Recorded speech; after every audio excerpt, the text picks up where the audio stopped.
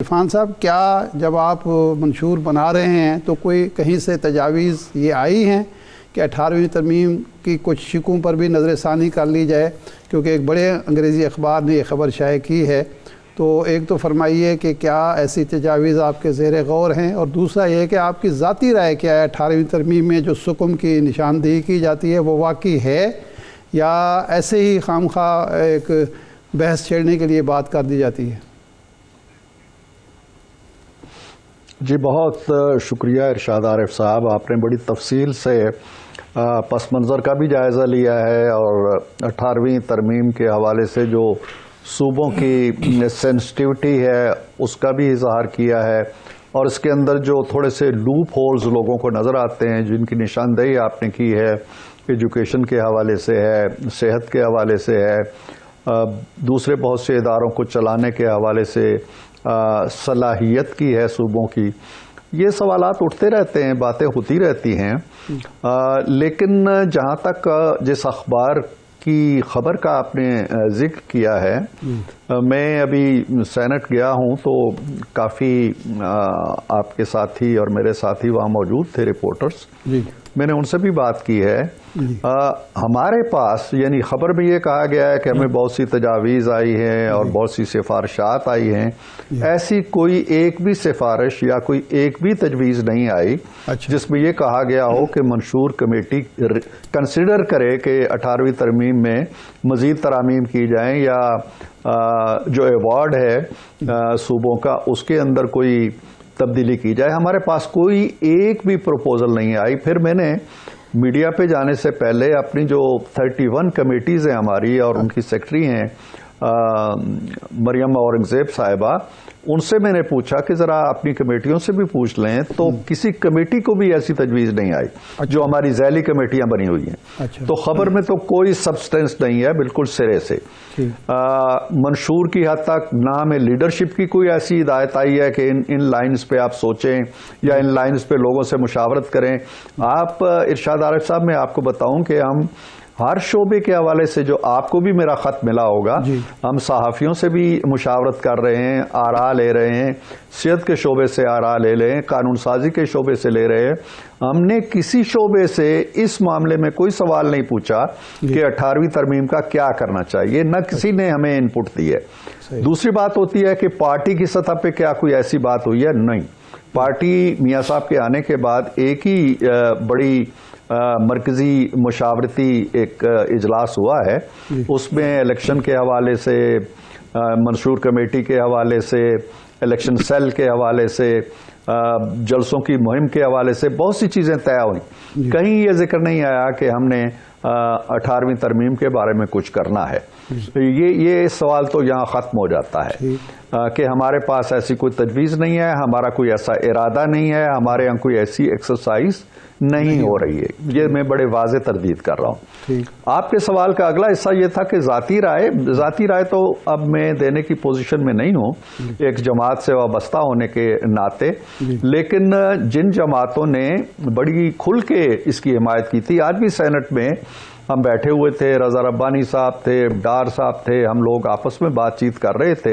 Lobby میں بیٹھے ہوئے، تو میں نے دیکھا کہ بہت سی چیزیں ایسی ہیں جو سارے ہی محسوس کرتے ہیں کہ یار یہ عملی طور پر کچھ مشکلات ہمیں حائل ہو گئی ہیں، یا جو وسائل کی تقسیم ہے اس کے اندر ہم کچھ چیزیں ایسی نہیں ڈال سکے۔ مثال کے طور پر ایک سیکیورٹی کا مسئلہ ہے جی، مسلح افواج کا بجٹ ہے، بہت بڑی ایک مد ہے، لیکن کیا وہ مسلح افواج اسلام آباد کے دفاع کے لیے تو نہیں ہے، وہ تو پورے ملک کے دفاع کے لیے ہیں۔ تو اس دفاعی بجٹ کے اندر صوبوں کا کیا کردار ہے، اس پہ بات ہوتی رہی، اور اس طرح کی موضوعات چلتے رہتے ہیں، اور پارلیمنٹ کمپیٹنٹ ہے۔ اگر ساری جماعتیں محسوس کرتی ہیں کہ جی ہاں ان چیزوں کی اصلاح ہونی چاہیے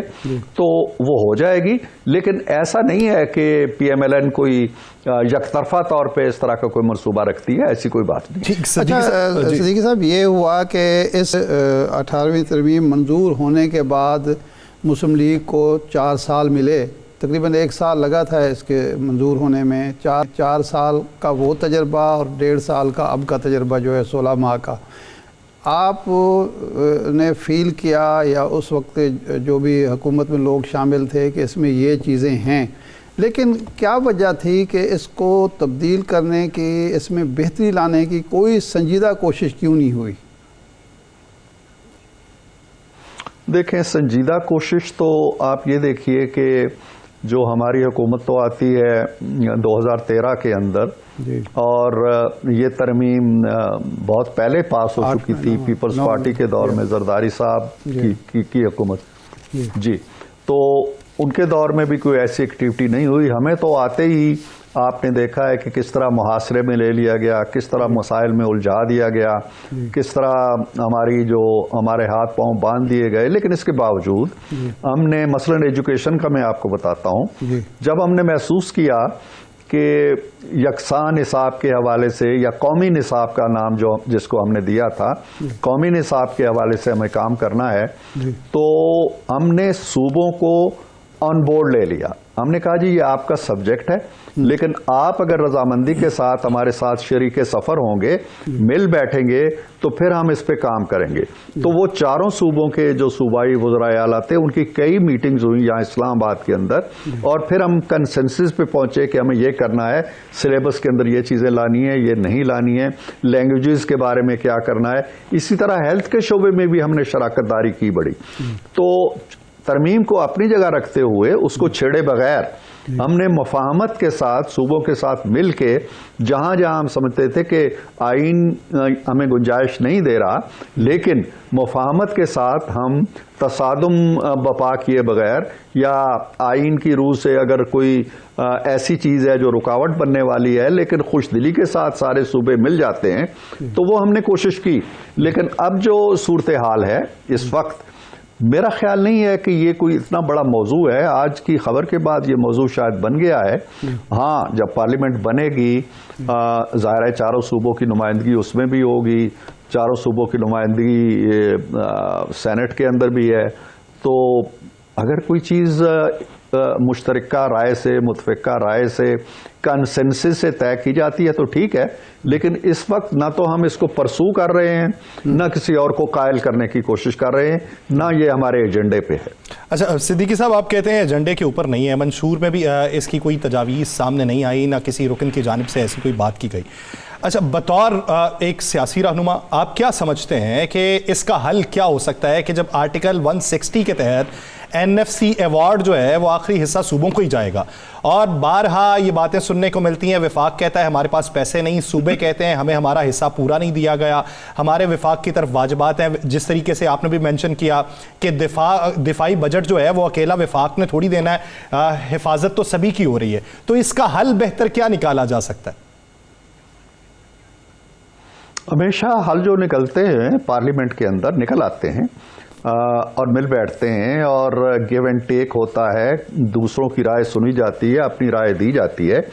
تو جیسے 18ویں ترمیم کوئی ایک دن میں نہیں ہو گئی تھی، اس کے پیچھے بڑی طویل مشاورت ہوتی رہی ہے۔ اس کا وہ حصہ جو مشرف صاحب کی 17ویں ترمیم کا تھا، اس سے تو ہم آسانی سے نکل گئے تھے، لیکن یہ حصہ جو تھا کہ ہم نے اصلاحات کیا کرنی ہے، صوبوں کو کس طرح با اختیار کرنا ہے، اس نے کافی ٹائم لیا تھا۔